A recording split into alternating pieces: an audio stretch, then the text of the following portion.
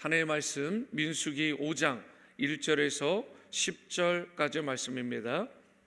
오늘 수요 큐티 본문 민수기 5장 1절에서 10절까지의 말씀입니다. 제가 1절을 읽고 10절까지 교독하십니다.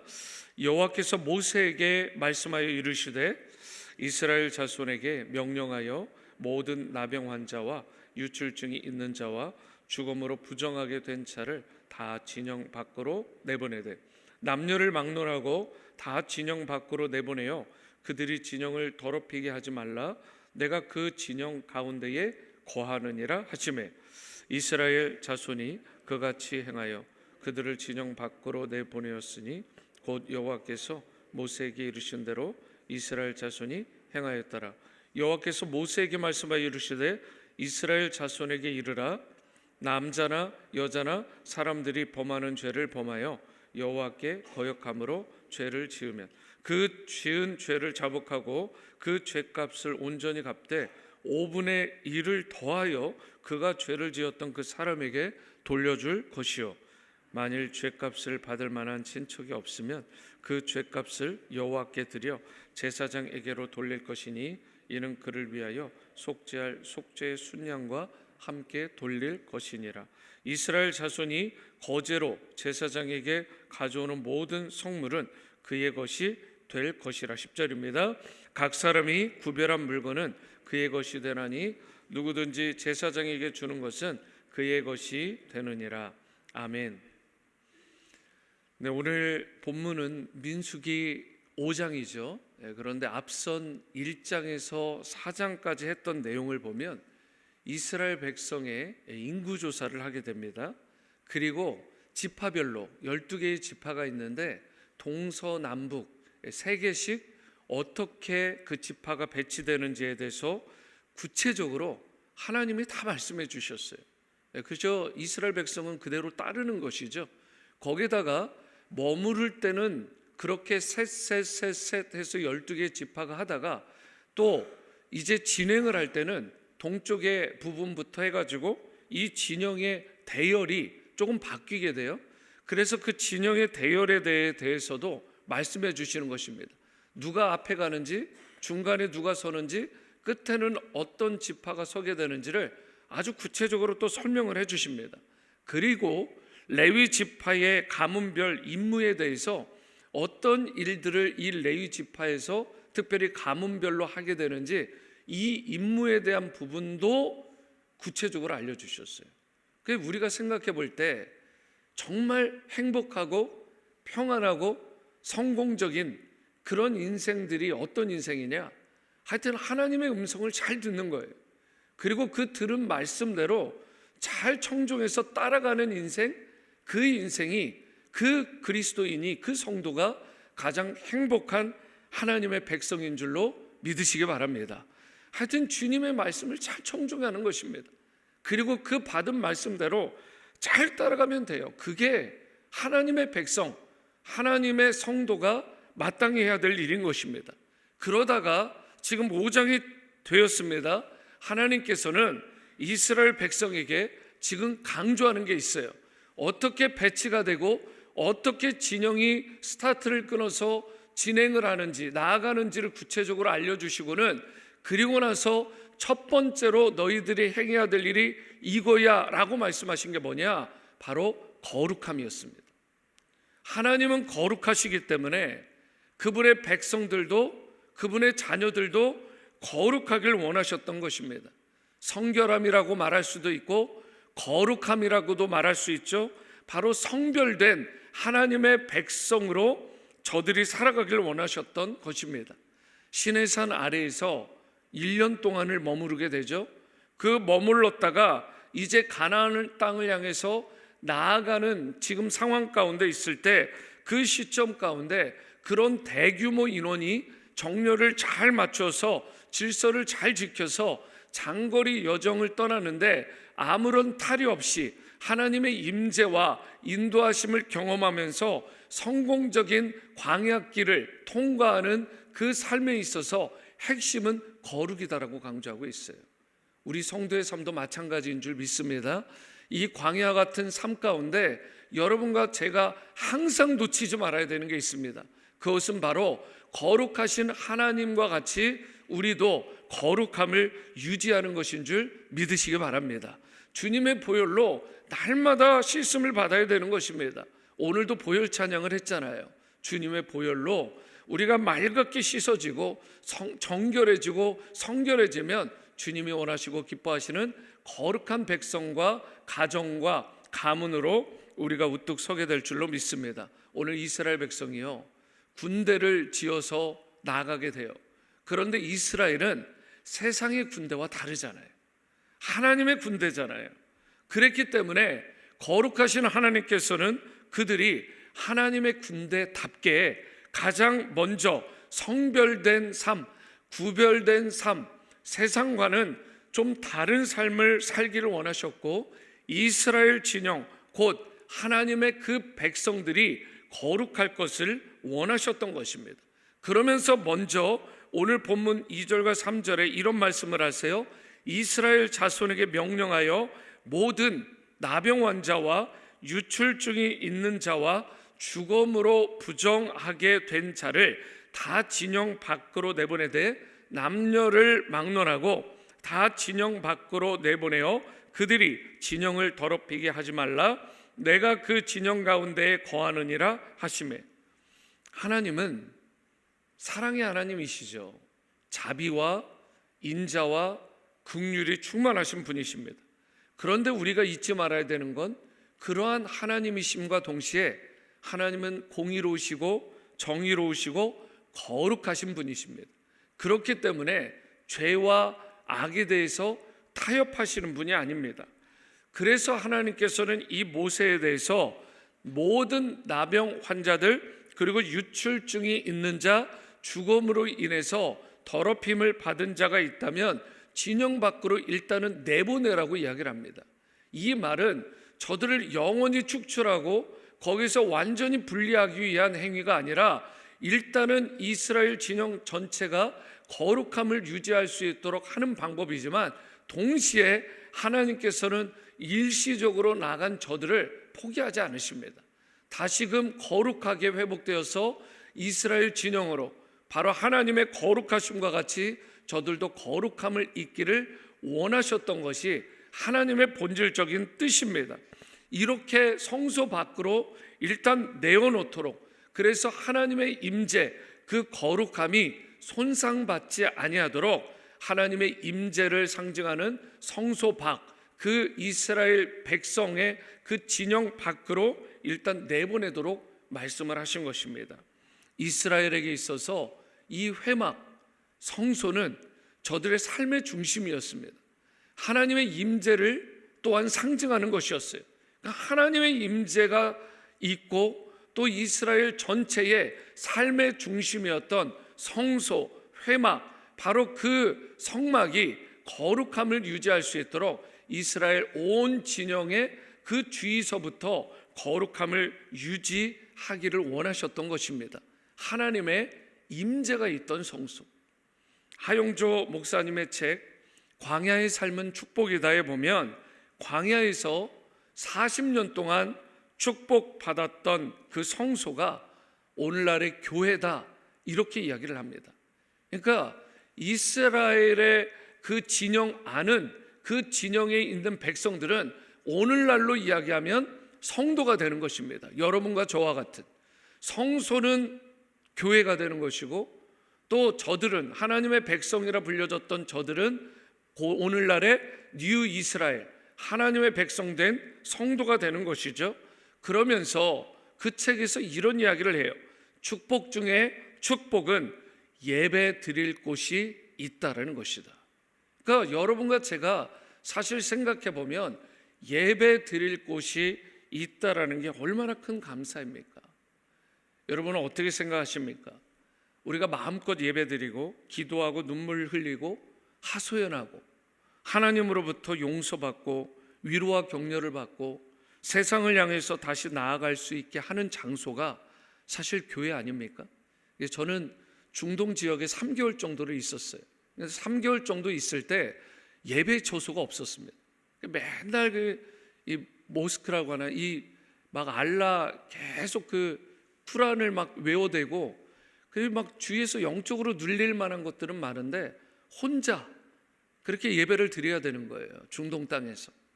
근데 그때 보면 교회가 그렇게 그리운 거예요. 다니엘이 왜 그 예루살렘 편으로 향해서 그렇게 기도를 했는지, 그렇게 하나님의 임재를 구하고 하나님의 얼굴을 구했는지 그때 하여튼 뼈저리게 실감을 했어요. 여러분, 우리가 예배할 수 없는 형편, 교회가 특별히 없는 형편 가운데 주어진 경험을 한 분들은 교회가 얼마나 소중한지, 예배가 얼마나 소중한지, 하나님을 찬양하고 찬미하는, 그리고 이렇게 무릎 꿇어 기도할 수 있는 새벽 제단이 있을 수 있다는 게 얼마나 우리에게 감사한지. 내가 하나님께 뭔가를 해드리는 게 아니잖아요. 하나님께서 우리를 이렇게 불러주셔서 이곳에서 하나님의 임재를 경험하고 하나님을 친히 목도할 수 있도록 우리의 그 구약의 성전된, 성소된 바로 교회로 여러분들과 저의 발과 마음과 심령을 인도하여 주신 줄로 믿습니다. 하나님께서요, 사실 이스라엘 백성이 광야 40년 동안을 넉넉하게 이겨낼 수 있도록 힘을 주신 것은 하나님의 임재가 있었던 그 성소가 있었기 때문에 이스라엘 백성들이 40년 동안 흔들림 없이 그 땅을 나아갈 수 있었던 것입니다. 우리의 삶도 마찬가지예요. 홀로 서기요? 교회가 없이 혼자 신앙생활 한다고요? 그런 일 없습니다. 여러분, 하나님께서 광야 40년 동안 성소를 주셨듯이 여러분과 제가 광야 같은 이 땅을 잘 통과할 수 있도록, 그 축복된 인생으로 살아갈 수 있도록 교회를 우리에게 허락하여 주신 줄로 믿으시기 바랍니다. 성소에 임하시는 하나님을 통해서 저들이 말씀을 받았고요, 하나님이 내려주신 만나와 메추라기를 먹었습니다. 쓴물이 변하여 단물이 되는 경험을 했고요, 원수를 물리쳐 주시고 그렇게 하나님께서 보호하시는, 인도하시는 놀라운 은혜와 복을 저들이 마음껏 누리며 살아갔다는 거예요. 여러분에게 있어서 교회는 어떠한 곳입니까? 교회는 단순한 건물이 아닙니다. 교회는 교파나 제도도 아닙니다. 교회를 건물이나 교파나 제도로 생각하기 때문에 교회에서 살아계신 하나님을 만나는 것이 어려운 것입니다. 우리는 교회에서 무엇보다 누구보다 먼저 해야 될 것이 하나님을 만나는 일인 줄 믿습니다. 교회는 사람을 만나는 이전에 하나님을 만나는 곳입니다. 교회에서 누구로부터 위로를 받아야 될까요? 하나님을 통해서입니다. 하나님으로부터 위로를 받고 다시 세상 밖으로 나아가서 그렇게 살아갈 수 있도록 광야에 있던 것이 무엇이었냐? 성막, 성소, 즉 오늘날의 교회라는 것입니다. 그런데 하나님은 그 성막이, 그 성소가, 오늘날의 교회가 어떠하기를 원하셨어요? 거룩하기를 원하셨던 것입니다.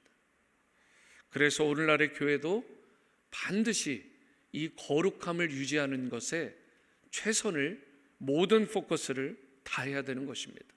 그리고 교회이면서 동시에 교회를 구성하는 성도된 여러분과 저도 무엇보다 홀리니스, 하나님께서 원하시고 기뻐하시는 거룩함을 유지하는 그러한 백성이 되어야 될 줄로 믿습니다.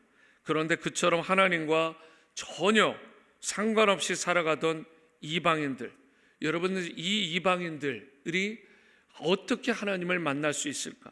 에베소서 2장 12절이요. 그때에 너희는 그리스도 밖에 있었고 이스라엘 나라 밖의 사람이라 약속의 언약들에 대하여는 외인이요 세상에서 소망이 없고 하나님도 없는 자였다라고 말씀을 합니다. 그게 여러분과 저의 삶이었습니다. 얼마 되지 않았어요. 원래 본래 우리는 하나님의 언약 밖에 있었던 다 이방인들이고 다 외인들이었습니다. 우리는 구원의 은혜를 누리기 전에는 예수 그리스도 밖에 있었어요. 약속의 언약들에 대해서 전혀 상관없던 자들입니다.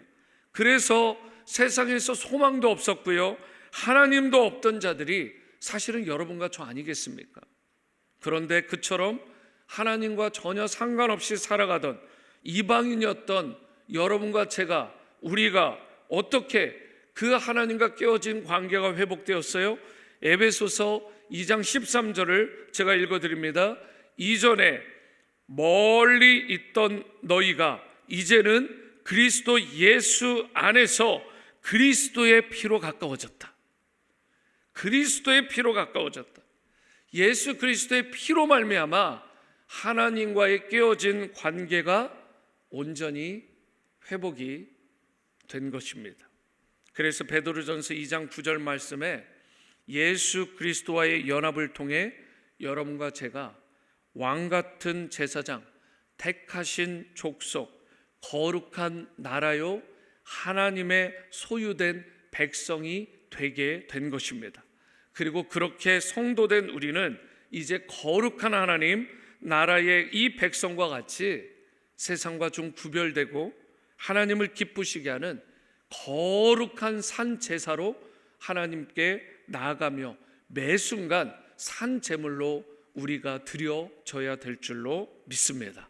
오늘 본문 4절 말씀 다시 보시면 이스라엘 자손이 그같이 행하여 그들을 진영 밖으로 내보냈으니 곧 여호와께서 모세에게 이르신 대로 이스라엘 자손이 행하였더라. 이스라엘 백성은 하나님이 모세에게 말씀하신 그대로 행했습니다. 하여튼 그대로 행했어요. 이게 모세의 위대함이라고요. 그래서 6절과 7절과 같이 만약 어떤 사람이 이웃에게 죄를 지어서 손해를 입히게 되면 회개하고 그 손해를 보상을 하되 본래 값에다가 5분의 1 정도, 20% 정도를 더해서 하나님 앞에만 뿐만 아니라 실제로 피해를 끼친 그 사람에게, 그 이웃에게 돌려주어야 됐던 것입니다. 혹시라도 배상받을 사람이나 그런 친척조차 없다 그러면 아유 잘됐다, 돈이 굳었다라고 하지 않고요, 그 배상물을 마땅히 하나님께 돌려드려야 된다, 이렇게 말하고 있습니다. 그래서 9절과 10절과 같이 말씀하신 거예요. 이스라엘 자손이 거제로 제사장에게 가져오는 모든 성물은 그의 것이 될 것이라 각 사람이 구별한 물건은 그의 것이 되나니 누구든지 제사장에게 주는 것은 그의 것이 되느니라. 하나님은 죄를 미워하십니다. 그리고 우리가 속한 가정과 교회가 날마다 거룩함을 회복하고 유지하기를 원하시는 줄로 믿습니다.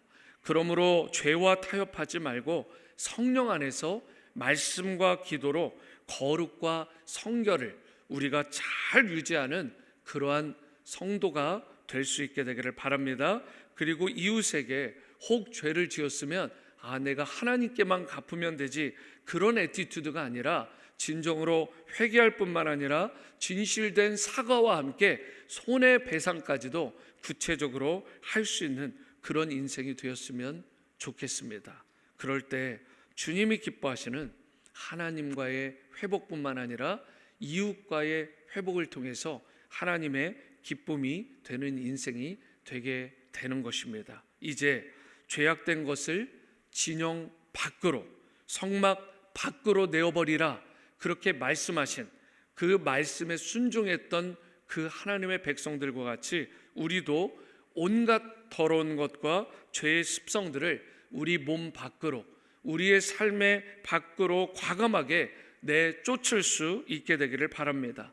그리하여 주님이 기뻐하시는 거룩한 삶, 예수 그리스도의 거룩하신 피를 통해 하나님과 가깝게 회복되어진 거룩한 크리스천들로 매 순간 주님 앞에 설 때까지 계속해서 살아갈 수 있게 되기를 주님의 이름으로 축원합니다. 기도하십니다. 사랑과 은혜 주님, 하나님께서 선포하신 내가 거룩하니 너희도 거룩하라라는 말씀을 우리가 마음의 신비에 새깁니다.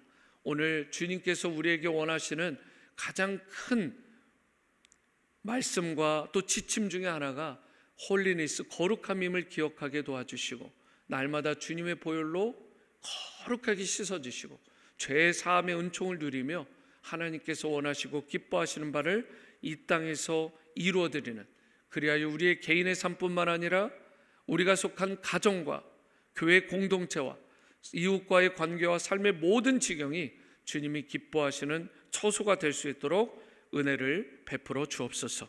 존귀하신 예수님의 이름으로 기도합니다. 아멘. 하늘에 계신 우리 아버지여, 이름이 거룩히 여김을 받으시오며 나라가 임하시오며 뜻이 하늘에서 이루어진 것 같이 땅에서도 이루어지이다. 오늘 우리에게 일용할 양식을 주시옵고 우리가 우리에게 죄 지은 자를 사하여 준 것 같이 우리 죄를 사하여 주시옵고 우리를 시험에 들게 하지 마시옵고 다만 악에서 구하시옵소서. 나라와 권세와 영광이 아버지께 영원히 있사옵나이다. 아멘. 아멘. 계속해서 개인의 기도로 나아가시겠습니다.